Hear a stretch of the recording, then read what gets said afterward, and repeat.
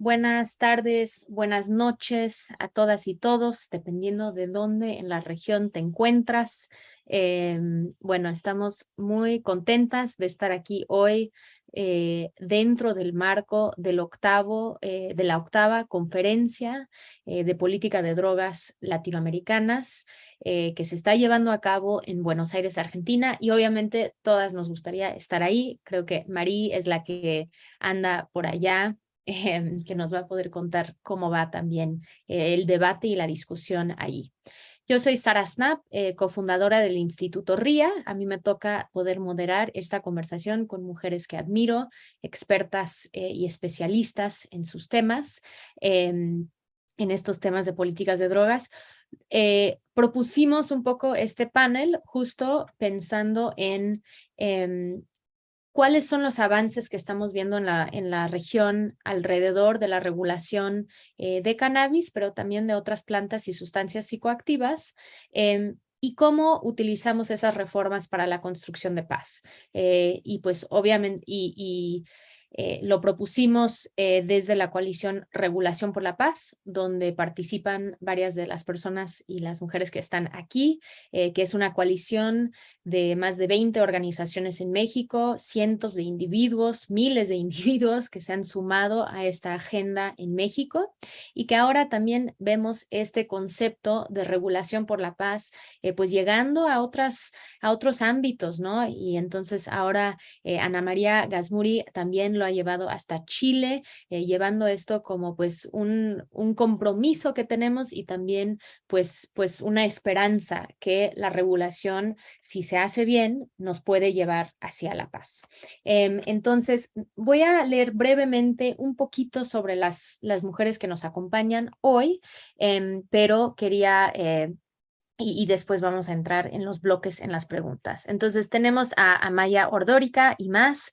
Ella es de México, es coordinadora del área de incidencia de Reverdecer Colectivo, que es una organización de jóvenes que busca impulsar una transformación en la actual política de drogas. Antes se desempeñó como investigadora en la Comisión Mexicana de Defensa y Promoción de los Derechos Humanos y es coautora del libro El costo social de la guerra contra las drogas en México, militarización y vulneración sistemática de los derechos humanos. Amaya, bienvenida. También tenemos a Estefanía Ciro Rodríguez de Colombia, pero que también a veces se encuentra en México. Ella es economista con maestría en Historia de la Universidad de los Andes, pues investiga en estos temas y obtuvo mención honorífica en el doctorado realizado en el programa de posgrado de Ciencias Políticas y Sociales de la Universidad Nacional Autónoma de México y actualmente es coordinadora del área de narcotráfico, economía de drogas ilegalizadas y conflicto armado en la Comisión de la Verdad en Colombia. Entonces también vamos a estar hablando un poco de los avances ahí y qué han encontrado en esa Comisión de la Verdad. Y también recibió el premio Juan Bosch a la investigación social en 2018, en la que estudia la cuestión rural de las economías cocaleras en la Amazonia colombiana.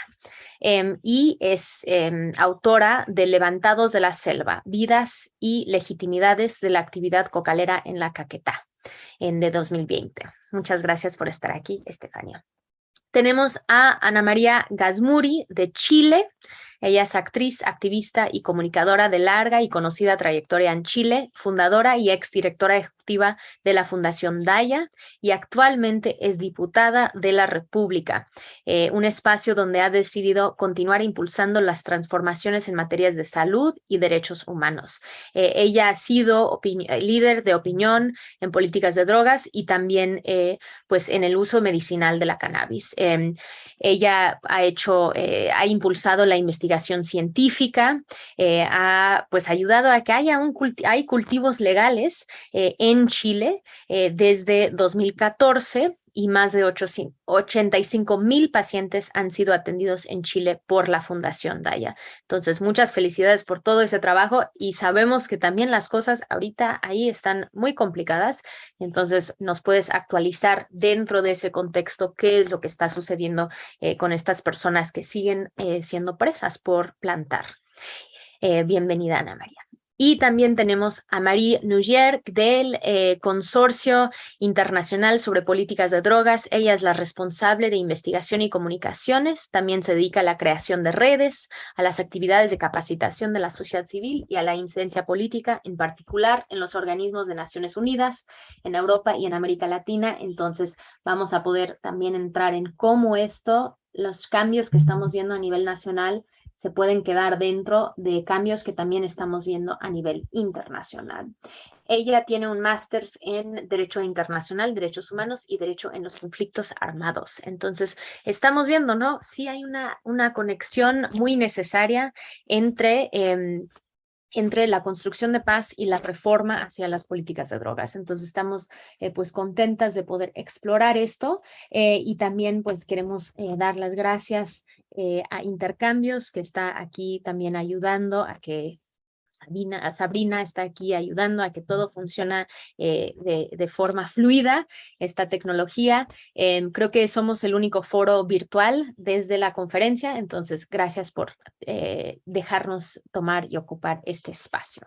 Entonces vamos a empezar con un primer bloque de contexto regional, ¿no? Entender cuál es el panorama en las políticas de drogas y la regulación legal en América Latina. Voy a empezar con Estefanía. Estefanía, ahorita, ¿no? Empezando, Petro acaba de tomar posesión el 7 de agosto. ¿Cómo es el estado actual de las políticas de drogas en Colombia? Y un poco cómo el informe de la verdad podría tal vez proyectar qué es lo que podría venir, pero también vamos a llegar a eso en el segundo bloque. ¿Dónde estamos parados ahorita en Colombia? Estamos paradas en Florencia, Caquetá, en la Amazonía colombiana, Puerta de Oro de la Amazonía colombiana. Los saludo y los felicito. Las felicito por este escenario. Me encanta que sean mujeres talentosas aquí planteando debates tan álgidos. Ahorita no hablo como Comisión de la Verdad. La Comisión de la Verdad acabó, ya entregó su informe el 28 de junio, entonces yo les voy a hablar ya como de lo que ocurrió y de lo que se escribió. Esa institución cerró su ciclo y esta pregunta es fundamental porque está conectada con lo que se viene en Colombia y la discusión que viene en Colombia. La Comisión de la Verdad tenía como mandato hablar de los cultivos, del tráfico, del lavado. Es la primera comisión que trata este tema. La primera comisión que trata el tema del narcotráfico en el marco de la construcción de verdad. Y lo que se planteó como equipo eran 3 elementos. No podemos hablar de narcotráfico y narcotráfico y narcotráfico, sino 3 elementos: política de drogas, economías de la cocaína y narcotráfico. Narcotráfico como ese entrelazamiento entre los traficantes y el poder, entre el privilegio pues y el poder. Entonces cuando ya no hablamos del impacto del narcotráfico como ese gran todo que explica todo, sino vamos a decir la política antidrogas, y eso dijo la comisión, la política antidrogas tiene que ver con el conflicto armado. Y eso es muy importante. Estamos hablando de las aspersiones, erradicaciones y la violencia sobre el campesinado. Y en determinar al campesino o a los pueblos étnicos como enemigos. Cuando les dijeron narcocultivadores, fue a construir un enemigo interno. Entonces ahí se articuló la estrategia contrainsurgente. Entonces la política antidrogas es parte de la persistencia del conflicto. También están las economías de cocaína, que se mostró cómo y se planteó cómo son economías que no ocurren allá alejadas de la dinámica nacional, en los oscuros, sino al contrario, hacen parte de la dinámica económica del país y hacen parte, por ejemplo, a través de las redes de lavado. Y todo el país ha estado muy involucrado y ha sido dependiente de estas dinámicas. Y por supuesto, lo que son los campesinos, digamos que lo que decimos es que genera una distribución, es una economía que distribuye desigualmente la violencia y las ganancias. Es decir, quienes más ganan son los que menos violencia reciben, y los que menos ganan son los que más violencia reciben. Entonces es una economía muy desigual, muy excluyente, y que tiene como base la crisis del desarrollo rural en el campesinado, ¿no? La destrucción del campo. Y tercero, cómo el narcotráfico cambió el modelo de Estado, hizo un Estado más excluyente. Esos tres elementos son importantes porque eso nos permite plantear también, entonces, la política de drogas, el narcotráfico y las economías de cocaína como factores de persistencia del conflicto, de la violencia, como actores del conflicto armado. Es decir, el país tiene que resolver esos tres elementos si quiere construir la paz. Y esto fueran las recomendaciones. La comisión hizo unas recomendaciones al país. Entonces, las recomendaciones tenían que ver con, hay que repensar la política de drogas, hay que transitar hacia una regulación legal estricta que permita desmilitarizar la respuesta del Estado frente a esto, cambiar las relaciones con las comunidades, generar un debate latinoamericano y global, donde todas ustedes van a ser muy importantes y todo el país, todo el planeta, pero América Latina es muy importante esta articulación, justo ahora Bolivia, Perú, México, lo que vaya a pasar en Brasil es fundamental, Chile, ¿no? Eso es un diálogo que se hace como nunca latinoamericano. Entonces, y segundo, un elemento, otra recomendación central es cambiar la cooperación internacional sobre la política de drogas en una cooperación que ha sido muy militarizada, principalmente en relación con los Estados Unidos, mucho de apoyo militar y de fortalecimiento militar hacia otras formas de relacionamiento, que son las que se irán a construir, y un elemento fundamental que México tiene mucho por enseñarnos, que es transparentar las relaciones, transparentar la presencia de las agencias internacionales de los Estados Unidos en el país. Entonces, ¿qué hace la DEA? ¿Qué hace la CIA? Principalmente la DEA. ¿Qué hacen estas agencias en el país y cómo operan? Porque eso, como ustedes se habrán enterado, por ejemplo, en estos días, ya se mostró cómo la participación de estas agencias fue fundamental en el saboteo de la paz. Entonces, esos son los elementos. Recuerden que la Comisión de la Verdad lanza estas propuestas previas a la elección presidencial, 2 semanas antes, posteriormente a la elección, es decir, ya se sabe quién va a ser presidente, entonces antes de la elección, entonces no se sabía quién iba a ser presidente, cómo se iba a afectar eso, podía ser Rodolfo, digamos, o Petro, no se sabía a quién se le iban a dar esas recomendaciones, pues que la reciba el presidente Gustavo Petro le da mucho más fuerza, porque está mucho más alineado a lo que él ha planteado. Entonces, eso nos alegra mucho. Perfecto, muchísimas gracias. Sí, nos dejas y con un mandato directo. Tienen que resolver esto. Si la paz total es lo que busca Colombia y es lo que busca el presidente Petro, tiene que resolver estos 3 asuntos, que es algo que en 2016, cuando estaban en la negociación del acuerdo de paz, la cocaína y su regulación y cómo abordar temas de cocaína más allá de la sustitución de cultivos, no estaba en la mesa. Entonces sí podemos decir que esto es un avance, ¿no? En el debate. Bueno, vamos con Ana María. Ana María, ¿cómo está ahora en Chile, no? Parece que hay muchas contradicciones entre, vemos, ¿no? La llegada del presidente Boric con mucha esperanza, ¿no? Va a ser muy progresista, pero ahora estamos viendo, pues, Luis Quintanillo, que está preso ahorita por plantar cannabis para un uso medicinal. Entonces, ¿cómo están ahorita ustedes? Bueno, Sara, primero que nada agradecer esta invitación, un gusto para mí estar conversando con todas estas mujeres comprometidas en los urgentes cambios que necesitamos en la región. Pido disculpas por mi afonía, estoy un poquito resfriada. Y efectivamente, tal como tú dices, en Chile hoy día estamos viviendo un paroxismo de contradicciones. Realmente, y yo lo atribuyo como a esos momentos que son los más difíciles de todos, ¿no? En que no se suelta todavía un paradigma, pero tampoco se entra en otro, y se agudiza el conflicto. Entonces, tenemos un escenario en que, por un lado, a diferencia de lo que ocurre en otros países, tenemos de base una ley de droga que, a pesar de que fue ignorada y mal interpretada durante mucho tiempo, sí permite los usos personales. Entonces, eso también nos da un piso distinto de inicio, ¿no? Ahora, recién en el 2015, la Corte Suprema empieza a direccionar correctamente esta interpretación de la ley de drogas en Chile y empieza a cambiar el el rumbo, en el sentido de que antes la criminalización era inevitable. Ahí empezamos a marcar un rumbo y eso dentro del polo positivo, ¿cierto? Por otro lado, tenemos que estamos viviendo un proceso constituyente, estamos en una alta tensión política en Chile en este minuto, y el tema del cannabis y el tema en general de la libertad, el derecho al libre desarrollo de la personalidad estuvo incluido en una norma popular que fue la tercera norma más votada de todas las presentadas en el texto de la nueva Constitución y que consagra justamente la soberanía, la autonomía personal y el derecho al libre desarrollo de la personalidad. Entonces, en el polo positivo seguimos teniendo como estos factores, más sumándole el hecho de que por primera vez en nuestra historia tenemos un programa de gobierno que contempla el cesar la persecución de los usos personales y sus actos preparatorios en una primera fase y la legalización del uso adulto del cannabis en una segunda fase.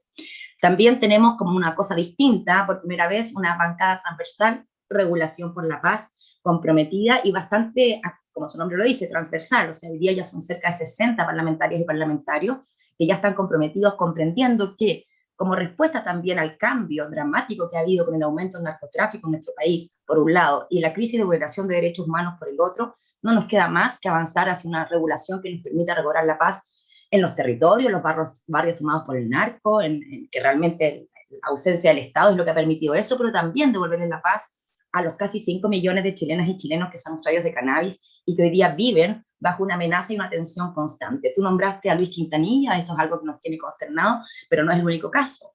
Tenemos hoy día varios presos por plantar, que son líderes, que son evidentemente con ningún contacto con la criminalidad, o sea, que vienen absolutamente del mundo social.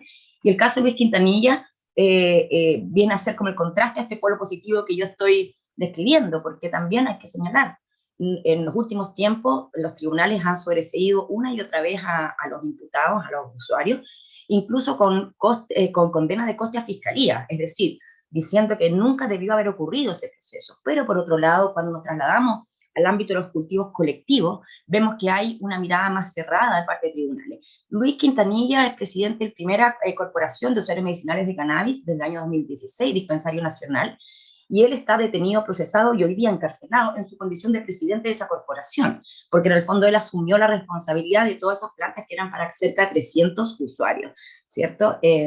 Usuarios medicinales. Entonces, por supuesto que es una situación dramática que estemos hablando de que tenemos en el programa de gobierno la legalización del uso adulto, de que tenemos una bancada transversal, de que tenemos este mandato en la nueva Constitución, pero Fiscalía, y aquí yo responsabilizo principalmente a Fiscalía, persevera en una actitud criminalizadora y persecutoria, pero también aquí hago una crítica, ya más de fondo, más política, a mi propio sector, que hoy día está instalado en el poder, que hoy día está en el gobierno, pero que en esta tensión que estamos viviendo en un proceso, ¿cierto?, de la nueva Constitución, obviamente que de alguna manera ha costado salir con la fuerza necesaria con la agenda progresista en política de drogas, y hemos estado muy tensionados por la ultraderecha, y eso ha tenido sus efectos. Lo menciono muy brevemente para no extenderme en el tiempo, pero dentro de este polo negativo, ¿cómo podemos entender que estamos hablando de regulación por la paz, de regulación integral del cannabis? Porque ese es el primer objetivo que queremos cumplir, con participación de la sociedad civil, de quienes han sido hoy día perseguidos y criminalizados,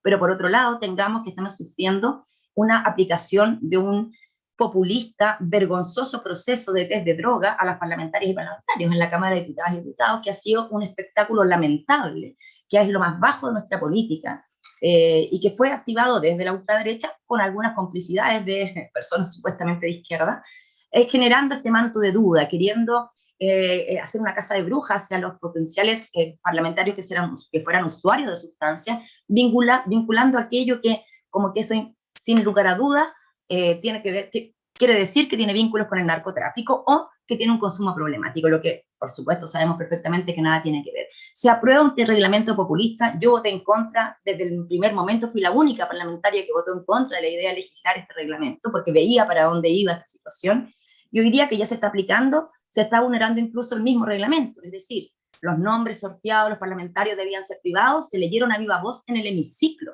Imagínense qué vergüenza, de verdad a mí me avergüenza como parlamentaria, que se hayan leído 80 nombres de diputadas y diputados sorteados para hacerse un examen de pelo, de test de droga, cuyo resultado va a ser público. ¿De qué estamos hablando? Una cacería de brujas estigmatizadora que va en la dirección contraria, y a eso me refiero cuando hablo de estos últimos estertores de un paradigma que efectivamente estamos abandonando no solo en Chile, en la región y en el mundo entero. Entonces, tal como tú decías, estamos en un escenario de contradicciones y también, y esto hay que señalarlo, con un gravísimo aumento del poder del narcotráfico en nuestro país. Deben haberlo sabido ustedes, ha sido muy mediático, el Tren de Aragua, instalado en Chile con todo lo que ha significado aquello, y esto también ha perturbado incluso el precario equilibrio, pero equilibrio al fin, que existe entre el Estado y el narcotráfico más habitual, más local, porque aquí también se rompen los códigos dentro de los propios equilibrios, ¿cierto?, en los territorios tomados, y se entra en una espiral de violencia mucho más aguda que la que estamos enfrentando hoy día, en que aparece el sicariato, algo que no estaba presente en Chile antes, por ejemplo, ¿cierto? Tenemos hoy día, todos los días, muertes por tiroteos, balas locas, ajustes de cuentas, algo que no estaba en el panorama cotidiano de nuestro país hace breves años atrás, pocos años atrás. Entonces, estamos en un escenario abierto, mucho va a depender que pase este 4 de septiembre con el proceso de constitución, que obviamente estamos comprometidos con el apruebo de la nueva constitución, y tenemos nuestro apruebo canábico también puesto ahí, porque es parte del debate. Mucho trabajo, no ha sido fácil, y con esto quiero terminar, porque efectivamente, a pesar de estar en el programa, hay ciertas fuerzas dentro del oficialismo que aún tienen timidez en avanzar, y con eso me refiero particularmente a las fuerzas controladas por los sectores más biomédicos, ¿no? Que también son parte del problema, por decirlo de alguna manera, al querer restringir problemáticas como esta a ese ámbito, cuando obviamente que tenemos que mirarlo de perspectivas mucho más multifactoriales, ¿cierto? Y no se pueden reducir a aquello. Entonces, eso creo haber hecho más o menos un panorama en que está todo abierto, que yo creo que vamos a avanzar. Aquí las preguntas son cuán rápido, ¿cierto? Cuán rápido, cuán lento, y principalmente hoy día el foco para nosotros es terminar con esta brutal criminalización. Ayer participé en un juicio de un cultivador solidario en la región extrema austral de Chile, y por dos allanamientos simultáneos que tuvo por plantas en números pequeños, 2 en un allanamiento y en el otro alrededor de 10, y Fiscalía, no hemos conocido el fallo aún, fue declarado culpable ayer, y Fiscalía está pidiendo 10 años de cárcel, 10 años. Él era miembro de Fundación Daya Aysén, cultivador solidario de Fundación Daya Aysén, y están pidiendo 10 años de cárcel. ¿Qué estamos viendo hoy día frente a la situación de Luis Quintanilla, que fueron 2 allanamientos sucesivos, frente a la situación, por ejemplo, de Demetrio Jiménez en la región, en el sur? Es que necesitamos el cambio de lista, es decir, hoy día la cannabis está en el artículo 1 del reglamento de drogas, junto a las drogas de alta peligrosidad y sin uso médico, y no está armonizado con los cambios que se hicieron en el 2015, cuando se legalizó la vía farmacéutica. Con ese solo gesto, que obviamente depende solo de la voluntad del presidente, podríamos liberar a estos líderes del movimiento canábico chileno que hoy día están privados de libertad. Ay, qué complicado. Muchas gracias, Ana María. Y sí, son estas cosas donde uno piensa en México también, las penas de narcomenudeo arriba de los 5 gramos que una persona puede portar legalmente. Las penas son entre 3 meses y, 10 meses y 3 años. Y uno piensa, ¿qué le ayuda a esa? Es cero ayuda que esa persona entra en el sistema carcelario, y más bien es totalmente el punitivismo a todo lo que puede, y pues sí, toda nuestra solidaridad para estas personas, y sabemos que son muchísimas personas que sus casos ni los conocemos porque no tienen esas redes que les permite que entonces todos nos activamos en su apoyo, sino que necesitamos estos cambios estructurales y sistémicos. Vamos a ir con Amaya ahora. Amaya, bueno, tú y yo trabajamos todo el tiempo juntos, qué gusto, qué lujo, pero seguro en toda la región, y se menciona en los medios todo el tiempo, México ya va a legalizar la marihuana, cannabis ya es legal, ¿no? Hay esta idea, ¿no? O que estamos a punto de a un paso de ya tener una regulación integral. Pero tú, ¿cuál sería el balance? ¿Dónde estamos situados ahora en México?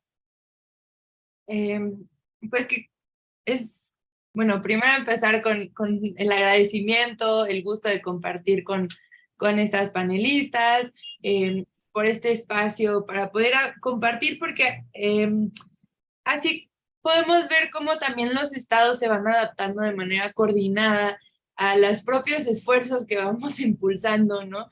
Y a pesar de que podemos hablar de que regresa una ola progresista a América Latina, parece que esa ola no necesariamente lleva consigo el tema de la política de drogas, ¿no? Entonces, creo que este espacio es muy valioso para que podamos, pues, compartir experiencias y fortalecer también el trabajo coordinado.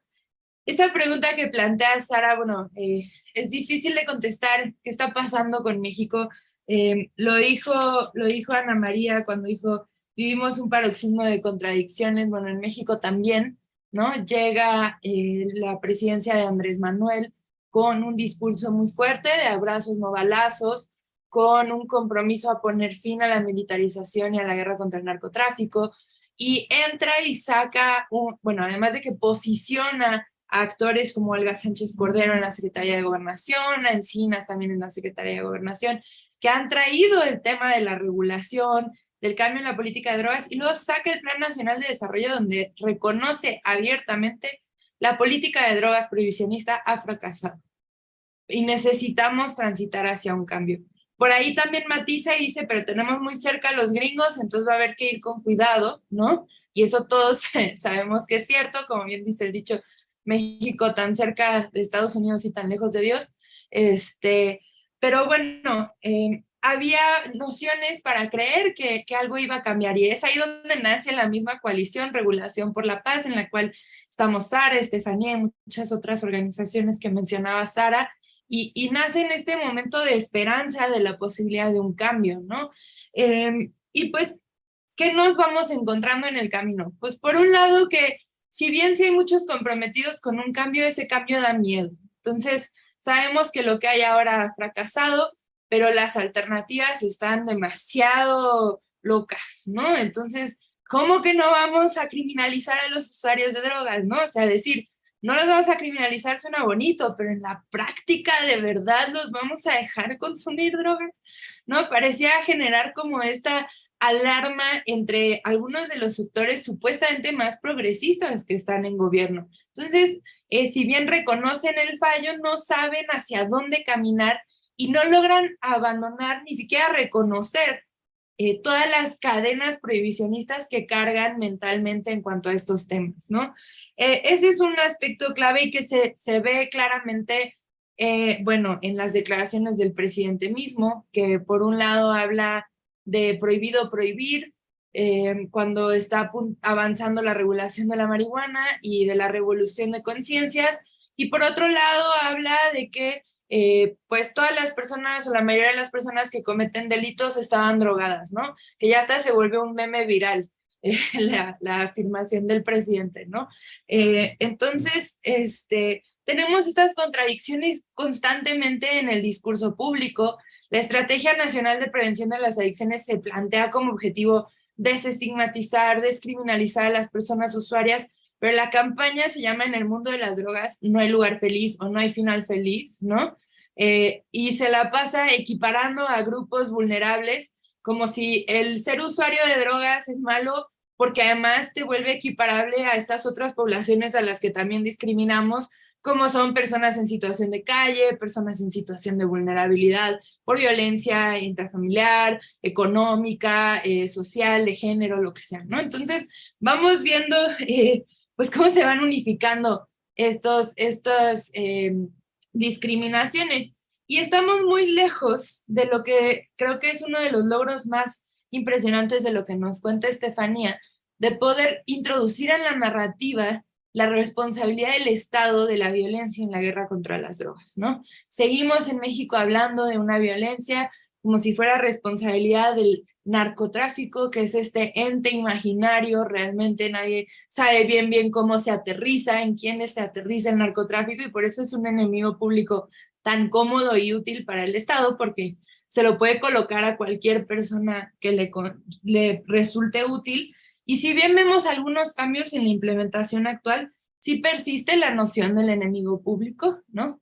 Persiste la militarización y se profundiza y se transforma, además, ocupando cada vez más campos de la vida política, incluso campos administrativos, lo cual ha sido pues muy peligroso, pero además México, pues si el presidente logra su último cometido de pasar la Guardia Nacional a mando de las Fuerzas Armadas, se queda sin fuerza de seguridad civil a nivel federal, lo cual pues es un hecho muy preocupante. Continúa por un lado la impunidad en graves violaciones a derechos humanos, pero también continúa la criminalización de las personas usuarias de drogas, y se siguen ampliando estos mecanismos que no, si bien no se nombran como parte de la guerra contra las drogas, si llegan a nuestros sistemas legales como la prisión preventiva de oficio, ¿no? Se siguen ampliando y se siguen creciendo y manteniendo en nuestros sistemas legales. Entonces vemos cómo las huellas de este régimen penal del enemigo que se ha instalado para combatir supuestamente al narcotráfico no se ha desaparecido, ¿no? Por otro lado, sí tenemos una opinión pública que está cambiando, que está normalizando el tema, que está abriéndose al diálogo, ¿no? A informarse, y eso ha sido muy positivo. Y pues una serie también, unos medios de comunicación altamente confundidos, ¿no? Como bien empezaba Sara, ¿es legal, no es legal? ¿Qué ha pasado? ¿Dónde estamos? Y sobre como algunos de los detalles puntuales podremos ir platicando un poquito más adelante. Gracias. Buenísimo, muchas gracias, Amaya. Son estas contradicciones y yo ahora cuando leo lo que escribíamos en 2018, pensé, qué ingenuas éramos, de que sí, todo iba a suceder porque la jurisprudencia decía que tenía que suceder de cierta forma, como si aplican la ley, ¿no? De forma penal, ¿por qué no van a aplicar la ley de la misma forma para reconocer los derechos? Y eso es algo que pues aún no logramos, ¿no? De que realmente se garantizan y protegen estos derechos. Mari, ahora tú pues investigas, estudias sobre la región en general. Estamos viendo que sí hay cambios y creo que la gran preocupación de todo mundo cuando hablamos de la regulación de cualquier planta o sustancia psicoactiva, pero principalmente cannabis, porque es lo que más avanza, ¿cuáles son los mecanismos o cómo podemos evitar que haya una captura corporativa de estos mercados? ¿Qué es lo que podríamos empezar a ya pensar antes, porque no se aprueba una ley aún, antes de eso, qué es lo que podríamos empezar a pensar? Hola, hola a todos. Un gran placer estar con vosotras. Entonces, sí, eso es una buena pregunta porque, bueno, las panelistas Amaya, Ana María, Estefania han hablado del impacto horrible de la guerra contra las drogas y, por supuesto, los debates y movimientos hacia la regulación de cannabis en la región, pero después en otros países también, en otras regiones, son muy positivos porque es una manera de encontrar o de reparar los daños de la guerra contra las drogas. El problema es que sí, como dices, es súper preocupante ver el avance de grandes corporaciones en este mercado que sin duda va a ser súper lucrativo. Entonces, hay muchas corporaciones que están súper interesadas y que llegan en el mercado ahora, que ponen presión en los gobiernos ahora, allá. Y hemos visto el impacto y el daño que esto puede tener en un mercado desregulado, como por ejemplo el mercado de tabaco, de alcohol, pero también ciertos mercados de cannabis que ya están establecidos, por ejemplo, en Norteamérica. Y de manera general, como replica el sistema económico liberal que vemos, ¿no? en todos los aspectos de la vida. Y eso de verdad puede perpetuar la marginalización y la estigmatización que vemos en un contexto prohibicionista en relación con las drogas. Entonces tenemos que pensar ahora y tenemos que tener esas conversaciones ahora, porque como dices, cuando hay una ley o un sistema de regulación que ya está establecido, es muy difícil cambiarlo.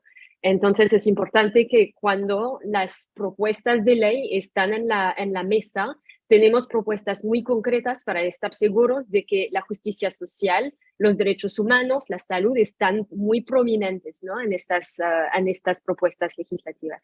Y este debate ya está en marcha en varios países de la región. El IDPC ha trabajado con varias organizaciones en América Latina ya que tienen muchas ideas sobre cómo evitar la captura corporativa. Y se puede hacer con reglas muy sencillas, ¿no? Que podrían, por ejemplo, favorecer el establecido de un comercio justo, el involucramiento de pequeños cultivadores dentro del mercado legal, el autocultivo o clubes sociales no lucrativos. Entonces hay varias maneras de evitar eso.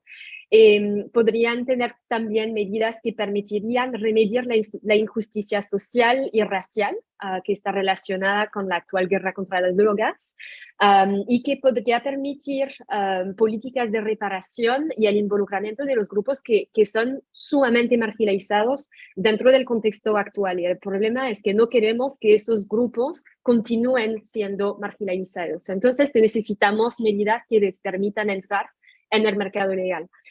Y bueno, otra cosa que se podría hacer es favorecer la expansión de servicios de reducción de daños, de riesgos, tratamiento voluntario, y eso se podría hacer con los fondos recuperados por los impuestos sobre el cannabis y otras sustancias. Entonces, una variedad de medidas, ¿no?, posibles que podrían asegurar una regulación que sea responsable, que sea basada en los derechos humanos, y me parece muy importante que estas experiencias se puedan compartir ahora dentro de América Latina, afuera de América Latina, para que podamos ver lo que está funcionando y lo que se puede mejorar.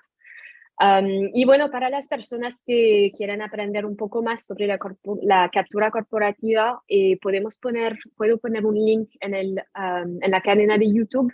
En IDPC, con varias otras organizaciones, hemos hecho un estudio sobre la captura corporativa que está relacionada con el mercado de tabaco y lo que podemos aprender de eso para la regulación del cannabis. Y es muy peligroso y me parece que tenemos mucho que aprender, y sería interesante también tener debates con las personas que fueron involucradas en la regulación del tabaco también, para ver las ideas que ellos tienen y que podemos aprender y aplicar para evitar algunos de los problemas más dañosos para la regulación de ciertas sustancias.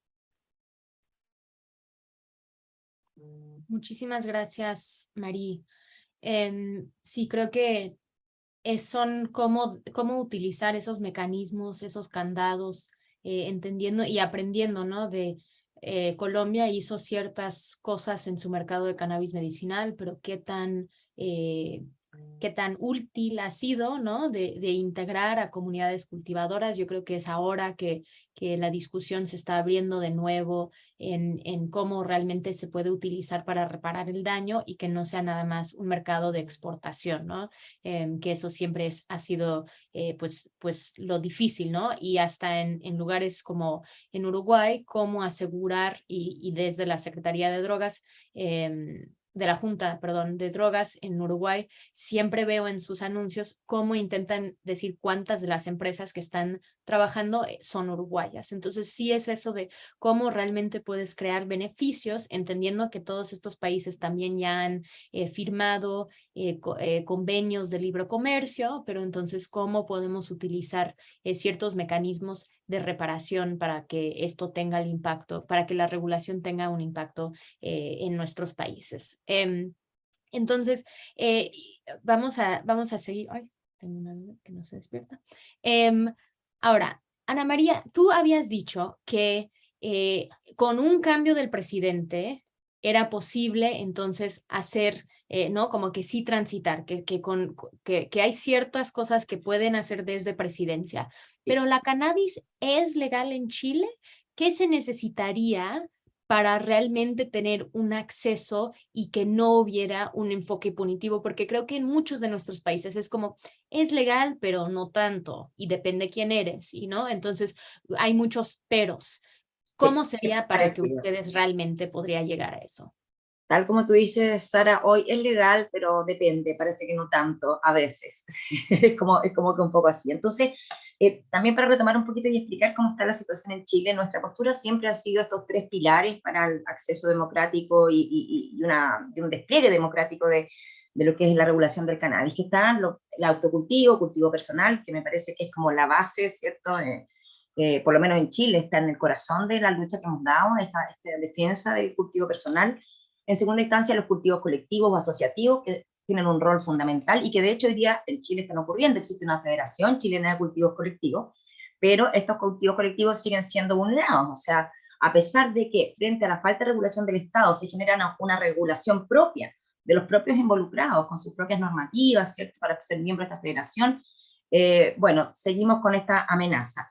Entonces, estos dos pilares los tenemos frágiles, y por eso es que comprendemos que hoy día no puede ser que la regulación del cannabis esté como una derivada de los usos personales de lo que es la ley que persigue el narcotráfico, porque eso es lo que ocurre hoy día. La ley 20.000 es una ley que se define como para la persecución del tráfico, y por derivadas en esa ley tenemos estos espacios, digamos, de descriminalización, de no penalización. Entonces no es que sea legal, pero tenemos un espacio de despenalización que muchas veces no se respeta, ¿no? Y que tenemos que ir a tribunales. Y por otro lado, lo que es el mercado, hablando con este tercer pie, digamos, esta tercera pilar de la regulación del cannabis, como contaba yo, hemos tenido avanzar por las rendijas, como digo yo, como por las esquinitas, ¿no? Sin una política de Estado, sin una mirada integral.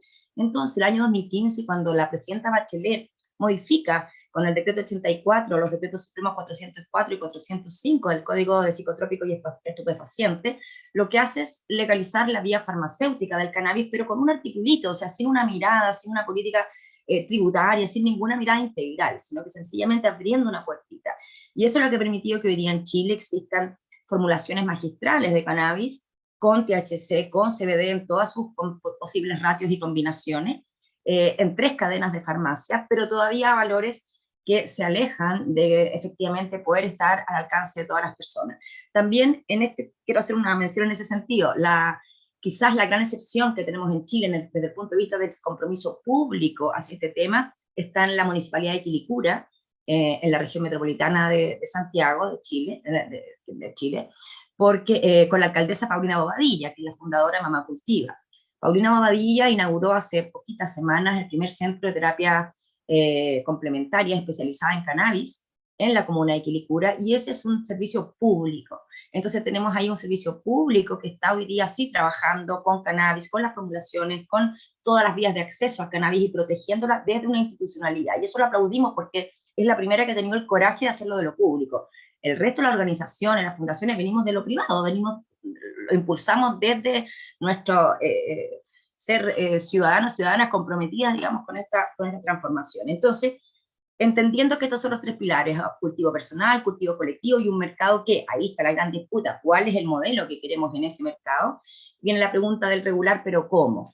Y por supuesto que ya vemos que hay en Chile distintas miradas, hay una mirada más neoliberal, hay otra mirada con mayor control estatal, yo participo más bien de esa segunda mirada, con mayor control estatal.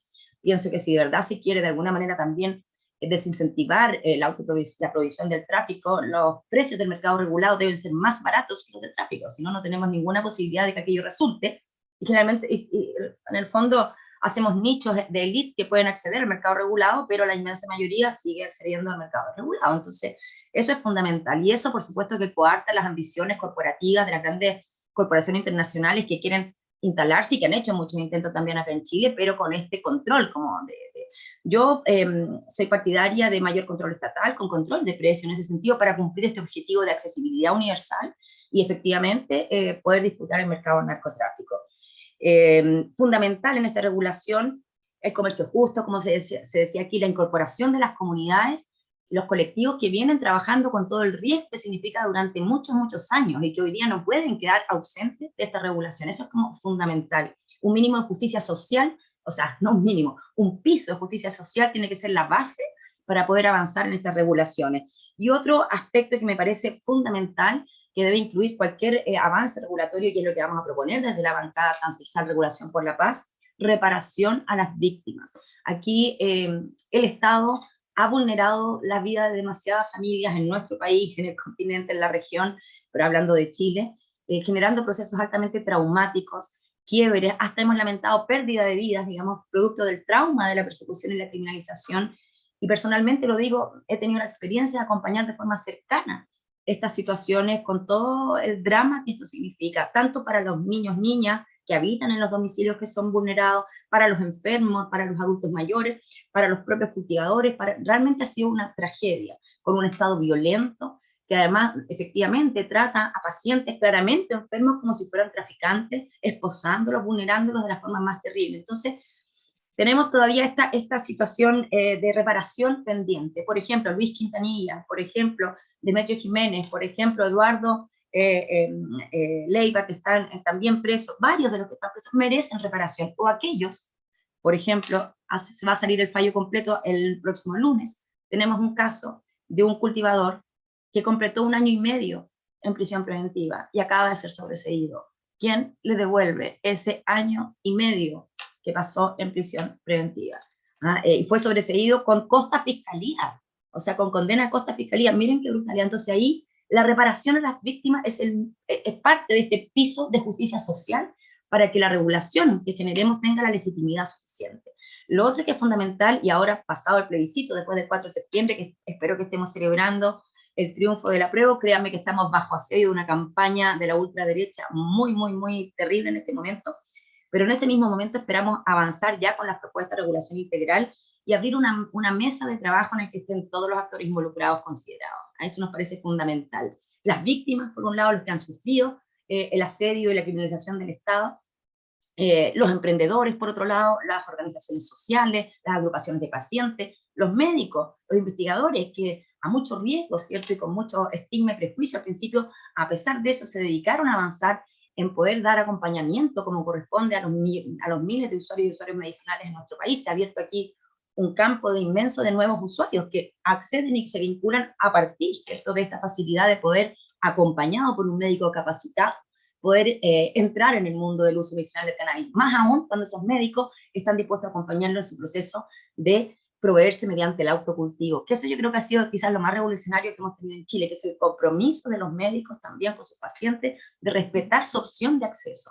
Si prefiere una formulación magistral de un aceite en la farmacia, perfecto, pero si prefiere hacer su propio aceite con sus plantas, para los médicos de Fundación DAI y los médicos de la mayoría de las organizaciones, es perfectamente legítimo. Y eso creo que ha sido muy revolucionario, muy valiente también de parte de los médicos, y hoy día son más de 500 médicos que ya están, médicas y médicos que están prescribiendo cannabis en Chile, la mayoría de ellos también por vía autocultivo.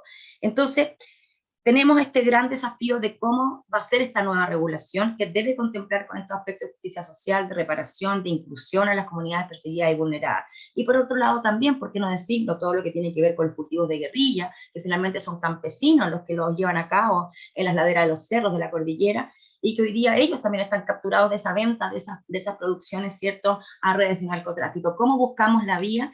Y aquí se me planteó particularmente en un pueblo del norte que estuve haciendo campaña por el presidente Boric hace poquito, un pueblo en que justamente tenían esta problemática, cómo que querer rescatar a los campesinos que plantan y cultivan en los alrededores, transitando hacia cultivos lícitos. Esos son los desafíos mayores que tenemos hoy día cuando pensamos en una regulación que no quede capturada por los intereses corporativos. Encuentro lamentable, y con esto termino, perdón la extensión, por ejemplo, lo que ha pasado en España, en que tenemos grandes cultivos de empresas internacionales cultivando cannabis para exportar, y los propios españolas y españoles no tienen acceso realmente todavía al uso medicinal del cannabis con las garantías mínimas, ¿cierto?, de seguridad de los productos, y se sigue debatiendo si es medicinal o no es medicinal cuando están produciendo para exportar. Esa hipocresía creo que tenemos que estar muy, muy atentos, y aquí yo quiero a Marí tomarle la palabra y pedirle que nos acompañe también en el proceso chileno como para poder salvar y tener mucha atención de buscar los mecanismos para evitar estas capturas corporativas, porque creo que va a ser de los desafíos importantes que vamos a tener también en este nuevo proceso una vez que terminemos, que aprobemos el 4 de septiembre y empecemos este nuevo ciclo político.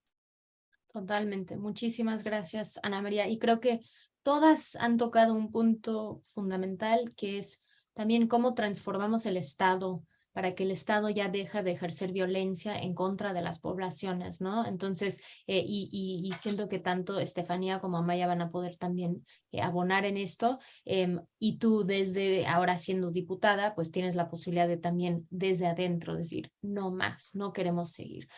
Amaya, cuando tú piensas en estos años recorridos en México, ¿hay mayor garantía de derechos de personas usuarias? ¿Y cómo han sido algunas de las propuestas justo para la inclusión de comunidades cultivadoras en México dentro de una propuesta de ley? Sí, gracias, Sara.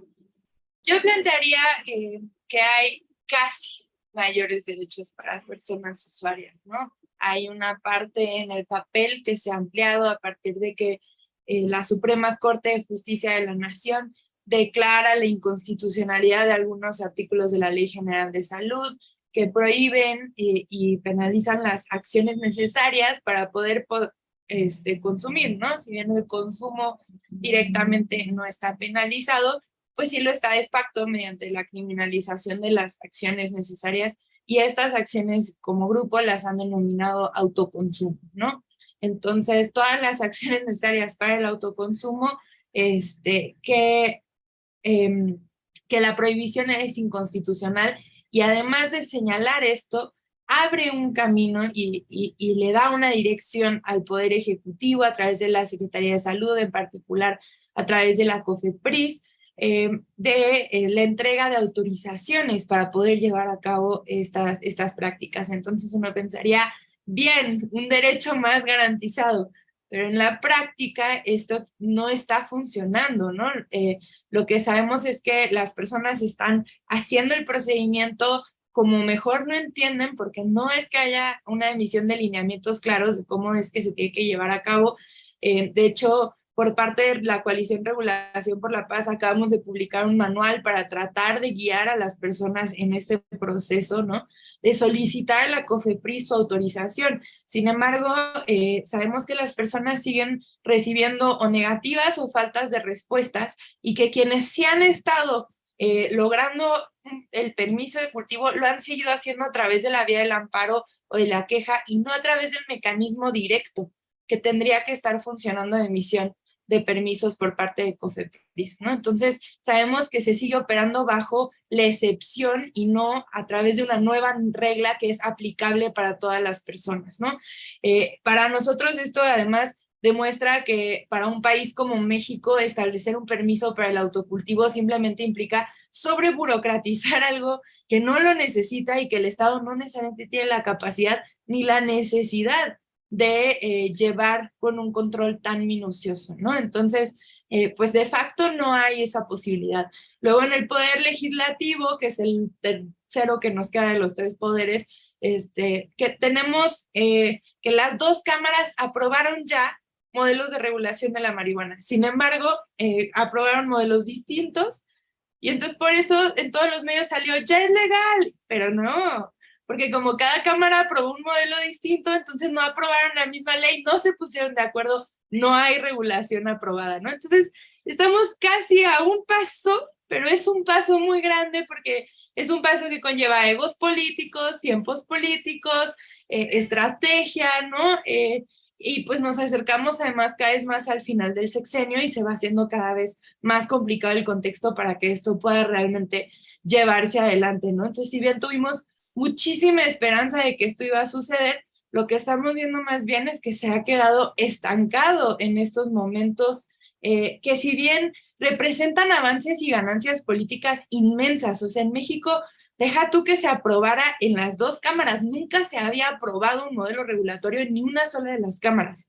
Entonces fueron logros inmensos, pero que a la vez nos dejan parados casi en el mismo lugar, ¿no? Entonces hay esta sensación de logro-fracaso muy compleja, de no saber cómo incluso evaluar los resultados del propio trabajo de sociedad civil que hemos estado impulsando, estos mismos cambios, y cómo incluso adecuar nuestras estrategias, ¿no? Porque como bien mencionaba Sara, pues o sea, la Declaratoria General de Inconstitucionalidad de la Suprema Corte se da a partir de que el Poder Legislativo hace caso omiso a la instrucción del Poder Judicial de modificar estos artículos, pero eso era algo que nosotros podíamos utilizar como fantasma o mecanismo de presión, y cuando el Poder Legislativo dice ya no me importa, ¿no? Ya el fantasma ya no me afecta, ya no me da miedo, entonces nos quedamos sin también herramienta de presión política, avanza la Suprema Corte, pero el Poder Ejecutivo lo deja pues como en pausa, ¿no? Entonces estamos en este momento de una inmensa ambigüedad, con falta de claridad también de cómo vamos a generar nuevamente una coyuntura política para este tema de la regulación del cannabis, porque en este momento no está al centro de la discusión política, ¿no? Nacional, y eso pues es un reto que estamos enfrentando también actualmente. Sí, totalmente. Y para los que nos están viendo, que tienen interés en tramitar, hacer este trámite para el autocultivo, desde la Coalición Regulación por la Paz lanzamos una guía para ayudar en esto, porque justo es se ha creado trámites, es burocracia y como Amaya mencionó, y creo que lo estamos viendo también en impulsar estos cambios, hay una prohibición arraigada en las instituciones. Entonces, ¿cómo vamos a desmantelar esa prohibición institución por institución? Porque ellos lo tienen tan masticado, ¿no? De que esa es la forma que vivimos la vida, desde la prohibición. Entonces, Estefanía, tú has estado escribiendo mucho, hablando mucho de tenemos que cambiar cómo pensamos en estas cosas. Tenemos que cambiar no en la erradicación o la eliminación de la hoja de coca, de la cocaína, sino cómo vamos a transformar estos mercados para que funcionen para nosotras, nosotros. Entonces, cuando tú estás haciendo un balance de que Petro ahora, digo, lleva menos de un mes como presidente, pero tiene 4 años, él ha hablado de no tener licencias para el cultivo de cannabis, ha hablado de, digo, en algún momento sí hablaba de una regulación, ahora el ministro de Justicia dice no vamos a regular la cocaína aún, o sí, no sabemos, fue recomendaciones desde la Comisión de la Verdad, el informe de Empalme también hablaba de esto. Entonces, ¿cómo estás haciendo tú un balance de estas propuestas y qué crees que tal vez será posible, ¿no? Para los que estamos en estos temas?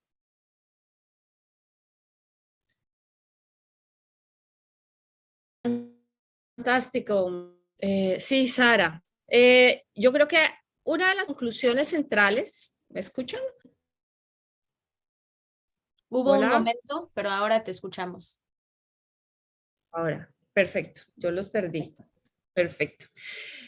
Es una pregunta clave porque, por supuesto, una cosa es lo que está diciendo la comisión, otra cosa dice Petro y otra cosa lo que jalamos, la movilización y todas las diferentes impulsos desde la movilización sobre la regulación por la paz. Entonces, una de las conclusiones que yo concuerdo, pues porque la construimos en el informe, es que esta idea, esta política de drogas, estas economías de la cocaína y este narcotráfico son los incentivos para una regulación armada de las economías de la cocaína. La violencia es resultado de la articulación de estos 3 elementos con una fuerte base en el prohibicionismo que promueve, que incentiva la regulación armada de este mercado.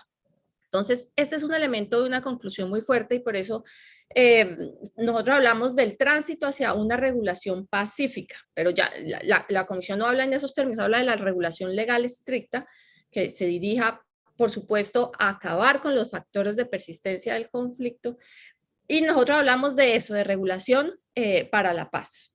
Cómo transitamos de un mercado que está siendo violento a un mercado que disminuya esos niveles de violencia. Por supuesto, no se van a acabar, pero que los disminuya. Y uno de los fenómenos principales es la política antidroga, la llamada lucha contra las drogas, entre comillas, enormes. Y a mí me gusta mucho cómo vamos articulando esta discusión porque hay una discrecionalidad presidencial. Es decir, creo que sí se han hecho avances en términos de política, no suficientes, pero hay avances, pero que terminan subsumidos a la discrecionalidad presidencial. Entonces, por ejemplo, nuestras cortes dicen no se asperja hasta que se cumpla X, Y, Z, pero los presidentes intentan por todas las formas brincar la corte para hacerlo. Y muchas de estas violencias de la política antidrogas aún así se hicieron vía la ley. Los mandatos del Ministerio de Salud, por ejemplo, violando los mandatos en un, por ejemplo, ejercicio de aspersión aérea sobre campesinos que no eran cocaleros, que tenían un proyecto de cacao, estaban en un proceso de transición de la economía ilegal a la legal, tenían un proyecto de cacao.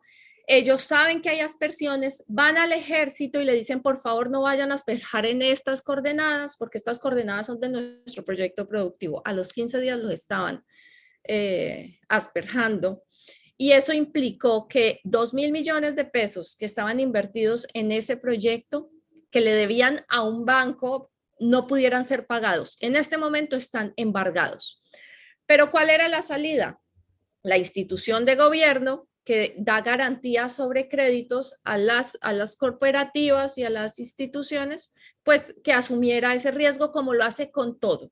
Como lo hicieron con ¿quiénes? Con los palmicultores, que el ejército sí asperjó en Nariño, pero como son palmicultores, a ellos sí les devolvieron la plata. Entonces, es esa discrecionalidad presidencial la que hay que romper.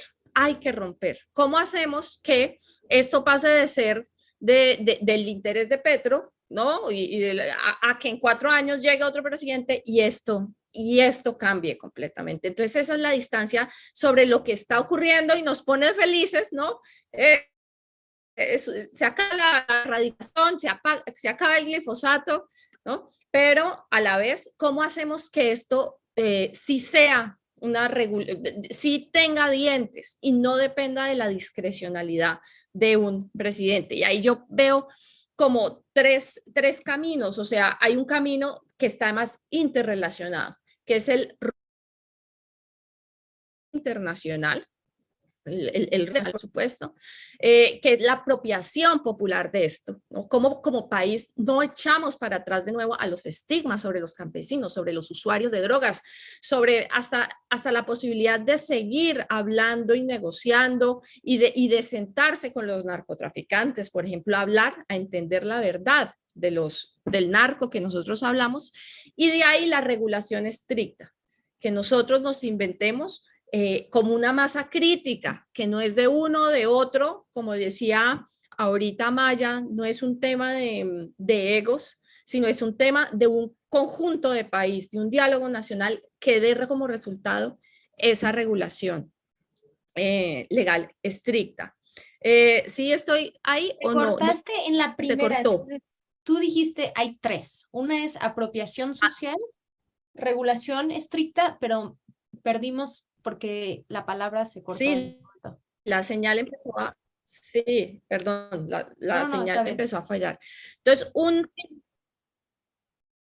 primer ejercicio de dejar esa discrecionalidad y empezar a construirla es, pues, la discusión internacional, ¿no? Que haya un debate internacional que permita esto, un debate latinoamericano que esto. Segundo, una apropiación ciudadana popular del fin de los estigmas, de que no todo vale sobre los usuarios, de que no todo vale sobre los campesinos, sobre los pueblos étnicos, sobre la tierra, que es necesario la verdad del narcotráfico. ¿Y eso qué significa? Pues necesitamos escuchar a los narcotraficantes. Y de ahí transitar a un diálogo que incluya diversos saberes, expertos, de académicos, y también campesinos y también indígenas sobre esa regulación. Entonces, no es como, yo no veo que eso necesariamente sea una ley. La ley es el resultado, ¿no? Pero hacia eso es que hay que ir, ¿no? El proceso de movilización popular. ¿Qué ha dicho Petro? Petro, entonces la discusión se mantiene en una línea muy Juan Manuel Santos, que es, vamos a disminuir la violencia sobre los campesinos, pero vamos a perseguir el eslabón más fuerte, ¿no? Que eso nunca ha resultado, pero eso siempre ha sido como la mirada más liberal, pero ya vamos a reducir la violencia sobre los campesinos y atacar los más fuertes, pero eso todavía nunca se ha concretado. Entre eso y el otro extremo, la regulación legal estricta, ¿no? Que es hacia donde queremos llegar para blindar eso de la discrecionalidad. Lo que ha planteado Petro hasta el momento, entonces, él no habla en términos de regulación. En su documento no se habla en términos de regulación ni de legalización. En su documento se habla en términos de prevalencia de los tratados de derechos humanos sobre la política de drogas, sobre la participación de las comunidades en este tránsito, sobre acoger los acuerdos y lo que dice la CEF, en términos de sustitución, mantener todos los programas del punto 4, descriminalizar, eso es muy importante la palabra para ellos, la descriminalización del campesino, inclusión de los derechos en términos de las plantas sagradas y como toda esta discusión sobre el debate internacional, ¿no? Cómo generar una conferencia que pues ojalá sea un debate más vinculante que simplemente pues más conferencias.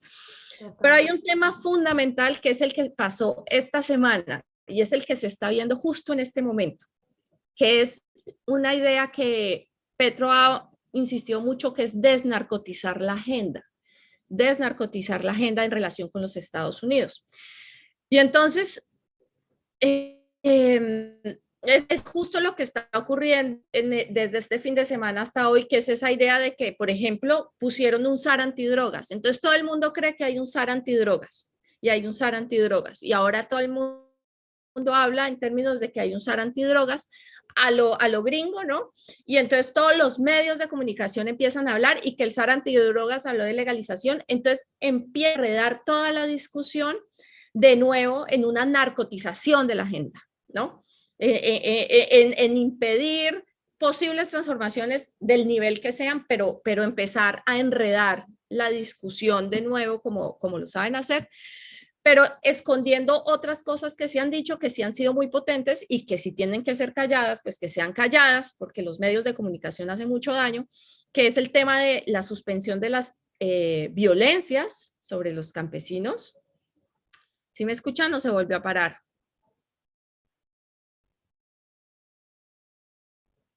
Te escuchamos súper bien.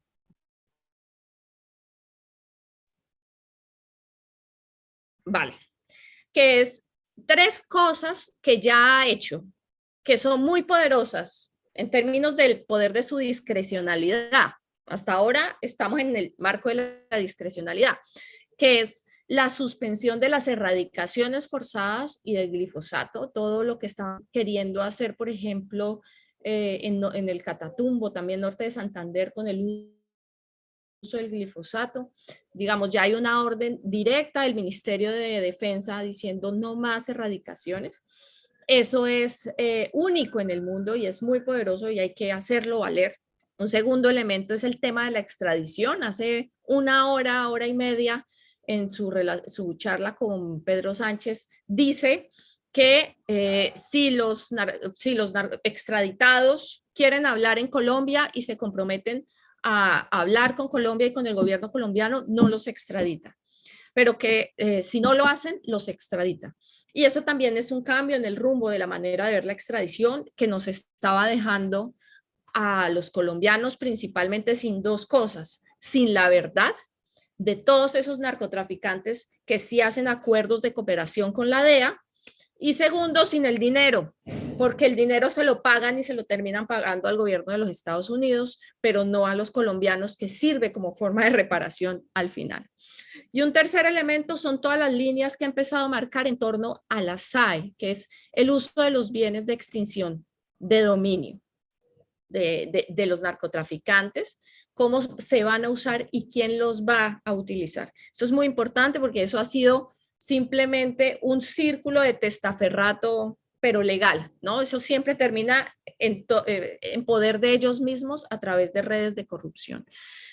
Entonces, hasta ahora nos movemos en lo discrecional, tenemos esos 2 lugares de inicio y ojalá de llegada, pero esto es una movilización popular que apenas empieza, ¿no? Que apenas a mover, que entendemos todos los retos que ustedes han tenido, que nos llevan la delantera en esa experiencia con gobierno de izquierda, que es muy importante y que nos va a ser muy útil, ¿no? Muy útil para mover la discusión, entendiendo las dificultades que tiene pues el gobierno colombiano, que no solo es, que es regular un mercado, que es una disputa global, pero también es construir la paz en el país con actores armados, con guerrillas, con insurgencias y con grupos paramilitares.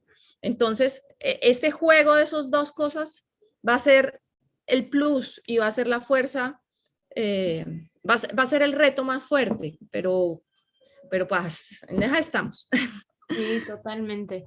Muchas gracias por explicarnos esto y también por profundizar esto. Sí, la narcotización de la discusión creo que es fundamental y es una forma para los prohibicionistas de de instigar al miedo de nuevo y de utilizar términos que entonces nos dan, ay, no queremos ir hacia eso, ¿no? Y creo que va a ser interesante ver cómo realmente se puede ir avanzando o si las fuerzas y los intereses alrededor apagan la posibilidad de realmente hacer una transformación cuando todo mundo le está diciendo, tienes que hacer esto, lo tienes que hacer. No puedes seguir haciendo lo mismo y esperar resultados diferentes porque no va a tener un impacto. Y eso es algo que espero que él tenga el acompañamiento y estoy segura que sí lo tiene para que esas voces llegan a él con estas propuestas de que si queremos paz, tenemos que ir en una ruta diferente. Y sí ha sonado muchísimo esta propuesta, él ha hablado mucho en su discurso, en su toma de posesión, el primer punto era sobre la política de drogas y hablaba de que necesitábamos una nueva convención sobre drogas y hablaba de que tenemos que tener una discusión internacional. Entonces me llevas perfecto, Estefanía, a Marí para preguntarte cómo va ese debate a nivel internacional. Ustedes analizando eso, ¿cómo piensan en cómo sería una UNGAS, una sesión especial de la Asamblea General sobre drogas? ¿Cómo sería? Tuvimos uno en 2016, tú y yo estuvimos ahí preparándolo años antes. ¿Qué podríamos esperar de eso? ¿Eso es lo que queremos o hay otra ruta que queremos a nivel internacional? Gracias, Sara, y gracias a todas por todas esas aportaciones, son súper interesantes. Bueno, esa es una buena pregunta y me parece que es importante que toquemos este tema porque el ámbito internacional es bastante complicado. Y aunque varios gobiernos están distanciándose de un paradigma de guerra contra las drogas, de verdad hay muy pocos que están reconsiderando las convenciones internacionales sobre drogas. Y eso es un problema enorme porque no hay apetito de cambiar esas convenciones. Y los que intentaron no pudieron hacerlo.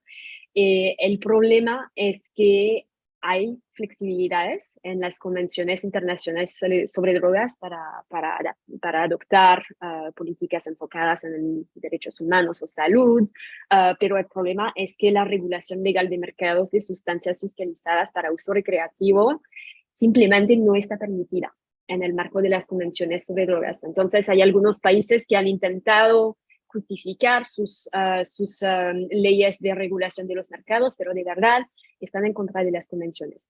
Y el problema es que no podemos cerrar los ojos ante eso, porque si pasamos de alto una parte del derecho internacional, que es las convenciones sobre drogas, da una excusa a otros gobiernos de completamente ignorar las convenciones, por ejemplo, sobre derechos humanos.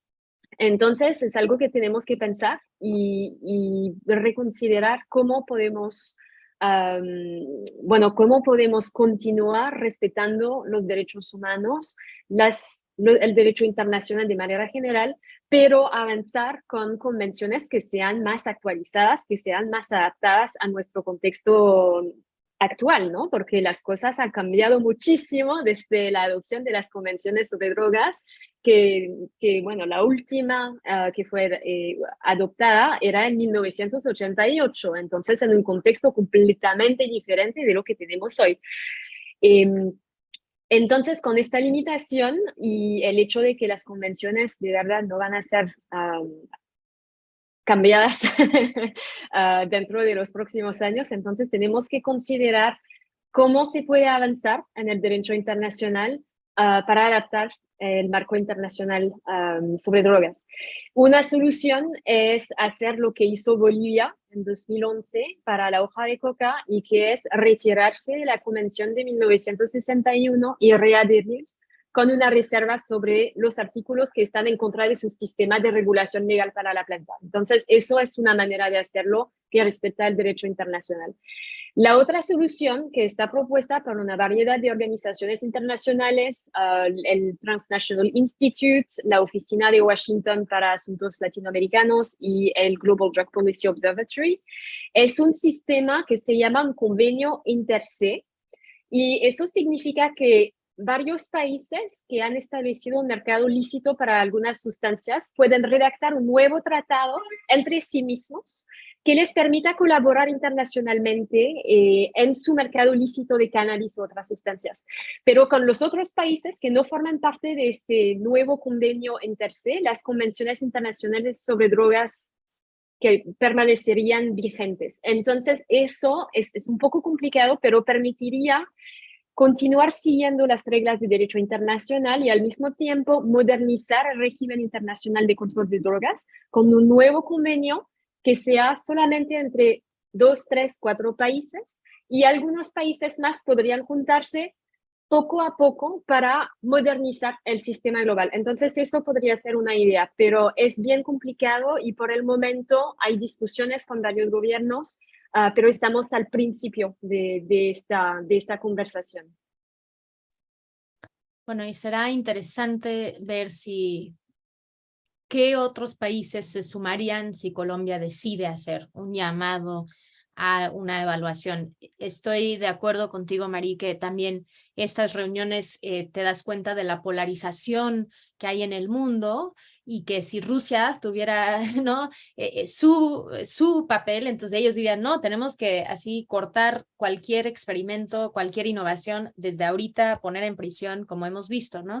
Entonces creo que sí son espacios complicados para pensar en que hay un consenso realmente. A mí siempre me sorprende que Suiza y Rusia, o Suiza e Irán, pueden estar en las mismas, o Colombia, Irán, Uruguay, ¿no? En los mismos espacios de discusión, y decir que hay un consenso cuando están tomando caminos tan distintos, ¿no? Con principios y valores que sí son muy diferentes. Entonces, sé que nos está acabando el dinero, también el dinero, pero nos está acabando el tiempo principalmente. Y queríamos que cerrar a las 7. Tenemos otro bloque contemplado, pero entonces vamos a hacerlo como un bloque más rápido. Y voy a hacer una pregunta un poco amplia a todas, y así ya podemos ir como cada quien dando su opinión, ¿no? Que sería entonces, ¿cuáles son los principios más importantes o los mecanismos más importantes para impulsar una regulación en sus países, en sus contextos, contemplando entonces, todas han mencionado la reparación, ay, se me quitó la cámara, ella misma, contemplando la reparación a los grupos que más nos preocupa o que creemos que más lo requieren. Y sé que si Marí, si tú quieres mencionar los principios, Amaya, si tú quieres mencionar la publicación hacia una regulación por la paz, que pueden bajar en regulacionporlapaz.com. Esto es lo que en realidad nos impulsa a proponer este espacio, y porque queríamos hacer una compilación de todo lo que está sucediendo en la región. Entonces podemos ir en orden alfabético. Vamos, entonces, bueno, pero Amaya, yo quiero que tú veas al final. Entonces vamos a empezar con Ana María. ¿Cuáles serían esos principios que necesitarían en Colombia, en Chile, pensando en una regulación? Bueno, yo creo que aquí ha estado más o menos mencionado, ¿cierto? Estos pilares que respeten, por supuesto, los derechos personales y colectivos nos parecen fundamentales, tiene que estar incorporado en cualquier regulación. Es decir, no consideramos posible avanzar en una regulación integral del cannabis que no contemple el cultivo personal y el cultivo colectivo. Eso nos parece totalmente inaceptable. Es decir, solo abrir el mercado, solo abrir el espacio al expendio, digamos, sin esto otro nos parece que es imposible, y eso la verdad es que en Chile está bastante instaurado. La práctica del autocultivo y los cultivos colectivos está muy extendida, y por eso es que decimos que es muy grande la población que se siente amenazada con esta todavía permanente criminalización.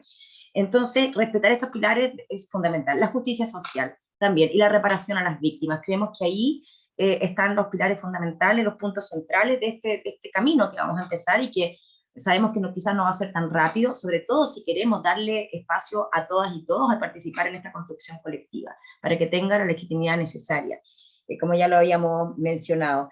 Creo también que es importante, muy importante en el proceso que estamos viviendo y para lo que Chile necesita seguir impulsando la cooperación. En lo que estamos hablando, lo que está pasando aquí hoy día, ¿no? Esta coordinación internacional, pienso que es un desafío que debemos potenciar, porque finalmente con matices, pero son los mismos desafíos que estamos enfrentando en cada uno de nuestros países, con sus particularidades, por supuesto, con sus desafíos de pertinencia territorial que corresponde, pero que básicamente atraviesan los mismos lineamientos. Entonces creo que sería importantísimo trabajar en esa dirección. Creo que y yo agradezco aquí a Regulación por la Paz México que nos haya abierto las puertas y la posibilidad también de incorporarnos desde Chile, con nuestro propio sello también, pero, y me tocó estar en Río de Janeiro en un encuentro de cannabis medicinal hace poquitito, conversando con algunos parlamentarios, y también surgió esta idea de, bueno, y si Regulación por la Paz la hacemos latinoamericana, completa, porque finalmente perseguimos lo mismo. Y entonces creo que sería importante sumar a las fuerzas parlamentarias hoy día. Hoy día en Chile ya tenemos aquello, en Brasil existía esa posibilidad, yo estoy segura que en Argentina, en México, en Perú, en Colombia va a existir esa disposición, y entonces también eso nos permitiría ir visibilizando estos ejes claves, porque efectivamente, tal como lo han dicho ustedes, cuando uno dialoga con los encargados de las políticas públicas desde el Estado mismo, vemos que tenemos un abismo de distancia de qué estamos hablando, ¿no? Entonces, poder instalar de manera coordinada esta visión que es la que hemos estado plasmando hoy día, y particularmente con rostro de mujer, creo que es algo muy, muy importante en este proceso que estamos viviendo. Muy significativo. En Chile las mujeres han sido las grandes luchadoras del cannabis, ¿no? Efectivamente, aunque muchas veces ocurre que en el momento en que hay un allanamiento, una detención por solidaridad, por el tema de manejo ecológico, muchas veces el hombre se ha detenido cuando son ambos los que tienen un lugar, pero tuvimos un aumento de la detención y criminalización de mujeres monomarentales, digamos, con hogares monomarentales, tremendo con todo lo que esto significó. Entonces la perspectiva de género también creo que va a ser absolutamente fundamental, considerando también que en Chile más del 52% de las mujeres privadas de libertad por ley de droga lo están por el narcomenudeo, y en la zona norte de nuestro país eso llega al 85%, ¿cierto? Con todo lo que eso significa. Entonces, perspectiva de género, justicia social, las 3 vías de acceso, nos parece que por ahí vamos, digamos, en la línea de lo básico que tenemos que considerar, una regulación integral del cannabis que permita, también lo digo, abrir la puerta a seguir regulando el resto de las sustancias psicoactivas. Totalmente. Muchísimas gracias, Ana María. Y sí, creo que esto de mujeres, Marí, cuando le estaba mandando la información, me dijo, ay, qué bueno que esto es un panel de puras mujeres. Y dije, sucedió orgánicamente, pensamos en quiénes queríamos y aquí están, y qué gusto que sí, que podemos estar ocupando estos espacios. Estefanía, para ti, ¿cuáles serían las prioridades cuando pensamos en una regulación? No tiene que ser de cannabis, sino de todas. De todas. Gracias, Sara, gracias. Me parece fantástica la recomendación de Ana María de Regulación por la Paz Latinoamericana. Es poderosísima. Bien, nosotros hemos hablado sobre mercados de la cocaína para transitar de los mercados violentos hacia los mercados menos violentos y más pacíficos de la cocaína y en general de todos, por ejemplo, aprendiendo de lo que ha ocurrido con la marihuana medicinal en Colombia, que ha sido muy cooptada por el gran capital, donde hay un nudo en las licencias que impide a los indígenas y campesinos poder producir marihuana medicinal. Entonces, aprendiendo eso, nosotros soñamos en el futuro con un mercado de la cocaína, por supuesto, pacífico, que permita que ser justo, soberano, descentralizado, que tenga principios de sostenibilidad, de defensa del medio ambiente, porque nosotros, por ejemplo, nos imaginamos zonas industriales de producción de cocaína, ¿no? Que se puede producir en muchas menos hectáreas de las que ya hay y que pueden ser manejadas por el Estado, ¿no? Y que tienen que dar cuenta en la palabra justicia, donde quienes reciban los beneficios y puedan ponerle el precio a la pasta base sean los campesinos. Entonces, para llegar a eso, para llegar en un futuro a eso, donde se puede haber un mercado, una federación nacional de cocaleros, por ejemplo, que pueda ponerle precio a este mercado y no nos estemos matando por un cristalizadero, por un río, por una montaña, por nada. Creo que en primer lugar, muchas cosas, pero quisiera hablar muy en el sentido de Ana María hacia la política antidrogas que reconozca a las víctimas, que reconozca a las víctimas de tanto narcotraficantes como política antidrogas, como de las economías de la cocaína como víctimas del conflicto armado, y eso implica en este escenario transicional en Colombia, por ejemplo, que la JEP abra un caso. La Justicia Especial para la Paz abra un caso sobre las responsabilidades del Estado, ¿no? Y ahí puede entrar todos estos recursos de la JEP como ejercicios de reparación y lugares de reparación. Por ejemplo, en este momento,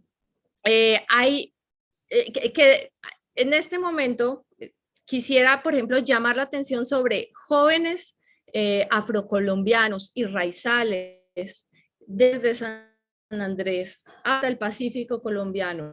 Están siendo capturados en aguas colombianas y en aguas internacionales donde los capturan los Estados Unidos, los suben por 3 meses en barcos en unas condiciones inhumanas, después los llevan a Guantánamo y de Guantánamo están ahora en cárceles de los Estados Unidos. Lo sé porque yo he hablado con ellos, nosotros tenemos los testimonios de ellos desde las cárceles y son jóvenes raizales y jóvenes afrocolombianos que han sido víctimas del conflicto, ¿no? Y que son pescadores y conocen del mar y son pues manejados, pues, digamos, son contratados en estas redes del mercado de la cocaína y terminan en una violación directa de los derechos humanos, ¿no? Y de principios de repatriación. Entonces, la idea es cómo constituimos una política soberana donde la cooperación internacional no sea simplemente fondos, y ojalá no sean fondos, sino cómo podemos hacer una propuesta de repatriación de esas personas, ¿no? Eso es reparación, traerlos al lado de sus familias,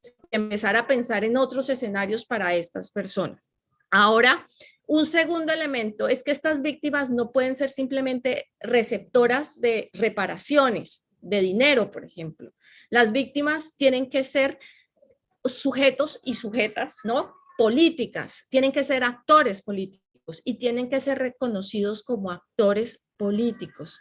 Y por eso tienen que ser parte de las instituciones, por ejemplo, de los acuerdos de paz, porque ellos no pueden, uno de los retos más difíciles ha sido que el Estado hable con los cocaleros y los reconozca como actores políticos.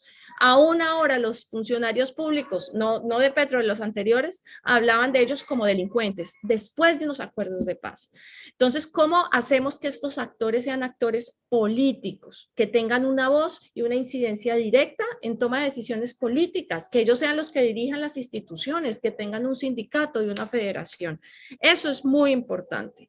Y un tercer elemento, y es lo que conjuga la discusión en particular en Colombia, es lo que se está dando ahorita sobre los diálogos regionales. Lo que ha propuesto Petro en términos de esta idea de paz total es que se van a generar unos diálogos regionales reconociendo que los conflictos están siendo muy puntuales, pero esos conflictos pasan por temas de mercados de cocaína, de todos los actores actualmente. Entonces, si nos ponemos ahorita en la misma lógica de los gringos de decir quién es narco y quién no es narco, con quién hablamos o con quién no, o las élites colombianas, ¿no? Que dicen, no, con este sí es político, con este sí podemos hablar, pero este es narco, es no, pues estamos dañando la posibilidad de la paz. Aquí hay que hablar todos y hay que hablar con los actores y con los narcotraficantes que haya y con los actores armados que haya. Y eso es una opción que se abre ahí en términos de resolver los temas. Para esos diálogos regionales están muy centrados en despojarse de esas ideas hegemónicas del discurso antidrogas y al contrario, ahí pueden estar naciendo las regulaciones para la paz, ¿no? Cuando la gente ahí esté discutiendo qué es el modelo de Estado que quiere. El narcotráfico hay que destruirlo entendido como ese modelo de Estado que nos han impuesto y eso se hace escuchando y a las personas, ni siquiera escuchando, convirtiendo en actores políticos a las víctimas de este desastre. Entonces, eso es lo que quería señalar. Totalmente. Y ese relevo generacional es fundamental en las instituciones si queremos ir desmantelando eso. Totalmente.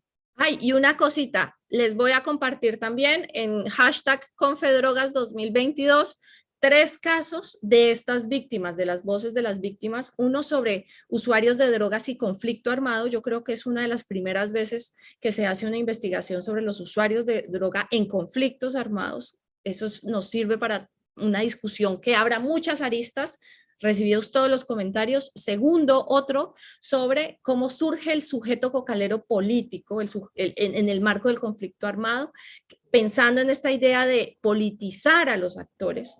Eso es un segundo elemento que también les voy a compartir, un documento muy útil. Y un tercer elemento es cómo la guerra contra las drogas rompió la relación entre Estado y región y la militarizó. Eso lo voy a compartir en el hashtag para que podamos vamos buscando. Y vayan a buscar los artículos de Estefanía de esta semana, porque justo sobre la extinción de dominio también estuvo muy bueno ese artículo. Mari, cuéntanos para ti cómo sería. Y después vamos con la... Sí, gracias. Bueno, hay muchas cosas que ya se han dicho por las otras panelistas, lo que está bien, porque estamos de acuerdo con muchas cosas. Entonces, sí, el IDPC y particularmente con nuestras organizaciones de América Latina hemos desarrollado 20 principios para una regulación responsable, justa y basada en la justicia social, derechos humanos y salud. Entonces, hay varios ámbitos en los cuales nos estamos enfocando. Tal vez una que no se habló mucho durante esta sesión es el ámbito de la salud. Entonces, los primeros principios son los que están relacionados con la necesidad de proteger los derechos de las personas consumidoras, con reglas sobre la calidad de los productos. Eso es sumamente importante, en particular en Norteamérica, donde hay muchos problemas relacionados con el fentanilo, y lo que vemos en México también ahora. Y también acceso a servicios de reducción de daños y acceso a tratamiento voluntario y basado en la evidencia. En el ámbito de la justicia social, cosas que ya hemos mencionado: evitar la captura corporativa, favorecer la inclusión de comunidades afectadas, hacerles actores y no solamente víctimas, considerar medidas de reparación y también favorecer los usos tradicionales de las plantas. Me parece que es muy importante destacar aquí. En el ámbito de un mercado inclusivo y equitativo, algo que, bueno, ya mencioné un poco: favorecer los derechos de las personas trabajadoras, proteger el medio ambiente con medidas de, bueno, políticas, y promover modelos corporativos que sean inclusivos y incluso al autocultivo. En relación con respuestas por fuera del mercado legal, que me parece es importante destacar, porque siempre habrá un mercado ilegal, por ejemplo, los jóvenes o las personas que todavía compran sus drogas en el mercado ilegal, o para sustancias que todavía no son legales. Me parece súper importante que aseguremos la descriminalización del uso y de la posesión de todas las drogas, y una descriminalización real, que es sin punición, sin sanción para esas actividades, que sean administrativas o penales. Y también asegurar la proporcionalidad de las penas para todos los delitos relacionados con las drogas, y usando las cárceles únicamente como único recurso y no solamente como una regla normal, ¿no? Y finalmente, algo que ya fue mencionado, asegurar una perspectiva de género en todos sus aspectos de los mercados legales del cannabis y, bueno, para otras sustancias también. Entonces me paro aquí y gracias a todas. Muchísimas gracias, Mari. Amaya, ¿con qué nos dejas? Bueno, perdón, voy a tomarme un segundito, porque como decía Sara, la idea de la que me siento espacio era poderles presentar también esta publicación que sacamos muy recientemente desde la Coalición Regulación por la Paz en México, que se llama justo Hacia una regulación por la paz. Ahí Sara nos la está mostrando, y también el enlace ya está aquí abajo en los comentarios del video, igual que el enlace para la guía para las autorizaciones sanitarias para el autoconsumo de cannabis, que eso solamente es aplicable para México, cabe recordar, ¿no? Bueno, nosotros, como les comentaba, pues pasamos durante los últimos 4 años un esfuerzo muy intensivo por poder ya aterrizar en un proyecto legislativo como sí queremos regular, ¿no? Y pues, como les decía, eso se quedó parado, se quedó pasmado. Entonces dijimos, bueno, tenemos que recuperar todo este trabajo que hemos hecho y poder ponerlo en un instrumento para que cuando volvamos a arrancar, no arranquemos de cero y todo esto nos sirva como un punto de partida, ¿no? Para esto la publicación pues sin duda inicia situándonos con un recuento histórico de la prohibición de la cannabis en México, un recuento de los daños, la militarización, violencia y violaciones a derechos humanos, la criminalización de comunidades usuarias y comunidades campesinas, y también de dónde se quedaron los avances en el proceso regulatorio. Pero después, y el grueso del documento está enfocado entonces cómo regulamos por la paz. Y para esto se parte de 3 principios que me da mucho gusto que ya son un consenso claramente, ¿no? Que son justicia social, el derecho al libre desarrollo de la personalidad, o sea, el derecho de las personas usuarias, y el reconocimiento de que estamos hablando de una transición. No es que vamos a regular en el éter, sino que estos mercados ya existen, la ilegalidad, ya tenemos relaciones sociales muy complejas con esta planta en la ilegalidad. Tenemos que pensar cómo transitar hacia la legalidad, pensando incluso en principios de la justicia transicional, verdad, memoria, justicia, reparación y garantías de no repetición, ¿no? Entonces, muy enfocado en estos 3 principios, pero que además tuvimos que dar la discusión de, ok, ¿eso cómo se aterriza en articulados legales, ¿no? ¿Cómo garantizamos esto? De pronto estábamos teniendo discusiones técnicas pues muy especializadas, ¿no? De temas que tuvimos que ir aprendiendo en el camino y pudimos identificar algunos elementos de cambio centrales, ¿no? Sin duda partimos de que es necesario el reconocimiento de las 3 vías de acceso que mencionaba Ana María: autocultivo, asociaciones canábicas y mercado regulado, que por suerte también en México se han asumido como la base de las últimas propuestas legislativas. Y sobre todo para el mercado regulado nos echamos un clavado en pensar cuáles son los principios para que se pueda dar este mercado regulado, ¿no? Y encontramos 4 elementos que son sustantivos para el mercado regulado. Uno son los candados a la integración vertical, es decir, una sola empresa no puede cooptar el mercado desde el cultivo de cannabis hasta su venta final. El segundo es la cooptación, evitar o candados a la integración horizontal, es decir, que una sola empresa sea la única que cultiva o la única que transporta o la única que vende. Tercero, necesitamos establecer mecanismos de rastreabilidad y trazabilidad que, si bien se enfoquen en garantizar el derecho a la salud que mencionaba Marí, a la vez no impliquen una barrera de acceso para las comunidades campesinas. Nosotros tenemos Estados Unidos aquí arribita, que está utilizando mecanismos de trazabilidad y rastreabilidad que son absolutamente excluyentes para la realidad de los campesinos en México, ¿no? Que requieren softwares complicadísimos, acceso a internet, ¿no? Entonces, bueno, eso ha sido uno de los elementos de discusión centrales. Y finalmente, incorporar beneficios y apoyos concretos a comunidades en situación de vulnerabilidad, y que además algo que nosotros hemos pues dado la discusión en estos tiempos es cómo se definen estas comunidades en situación de vulnerabilidad. Y para nosotros es importante también que se pueda remitir a comunidades que ya existen en los marcos normativos, ¿no? Que si no le damos ese sustento, también de pronto vulneramos las propias intenciones de lo que estamos intentando hacer. Y que todos estos elementos son muy complicados de incorporar en el marco de una normativa y una constitución mexicana que han sido muy golpeadas por el neoliberalismo, que ha sido eliminados sus poderes y sus capacidades regulatorias económicas, ¿no? Entonces, bueno, la idea es poder aterrizar en propuestas muy concretas. En la página 26 del informe van a encontrar una tabla donde las atravesamos licencia por licencia, cómo se tendrían que aplicar cada una de estas propuestas. Y después pasamos a la reparación del daño, reconociendo algunas comunidades puntuales, en particular a las personas usuarias, y ahí nos basamos en 2 aspectos centrales: la descriminalización de la posesión simple, y porque aunque lo crean o no, en México estamos discutiendo un mercado regulado que no descriminaliza poseer para tu consumo. Entonces ese es un tema en la agenda. Y los espacios de consumo que no sean únicamente espacios privados o espacios pues de consumo o venta de cosas, ¿no? Sino que uno pueda a lo mejor en alguna sección del parque poder consumir.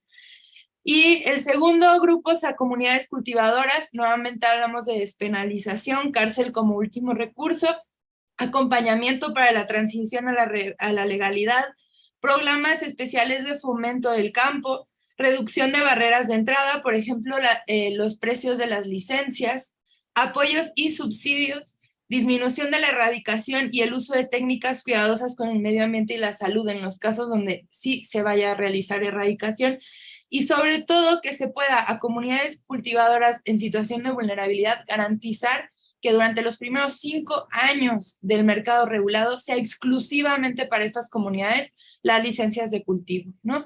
Que tengan la oportunidad de formarse y establecerse en el mercado antes de que se abra a competir con el gran capital internacional, y que incluso una vez que se abra con condiciones que les permitan competir en ese mercado. Y finalmente, a las personas privadas de la libertad, mecanismos de excarcelación y también programas de reinserción social efectiva, ¿no? Entonces, todo esto está desglosado en el informe, ya no nos da tiempo de más, pero es lo que intentamos ahí aterrizar, y pues esperamos que sea una herramienta útil que sea detonador de más conversaciones y diálogo, y que nos permita también seguir afinando y aprendiendo sobre estas propuestas. Muchísimas gracias. Aquí, Ayla también está aquí aplaudiendo. Está, ¿verdad? ¡Bravo! No, y justo esta publicación lo habíamos pensado para que podría detonar otros procesos, inspirar otros procesos, y también para nosotros, porque habíamos estado haciendo tanta talacha, que es parte del trabajo de la sociedad civil, que sentíamos la necesidad de realmente tenerlo publicado, tenerlo como una herramienta, un documento que podríamos utilizar. Entonces, están muy invitadas a revisarlo, a todas y todos los que nos están viendo. Yo me quedo pues nada más con... ¡Ay! ¿Qué pasa?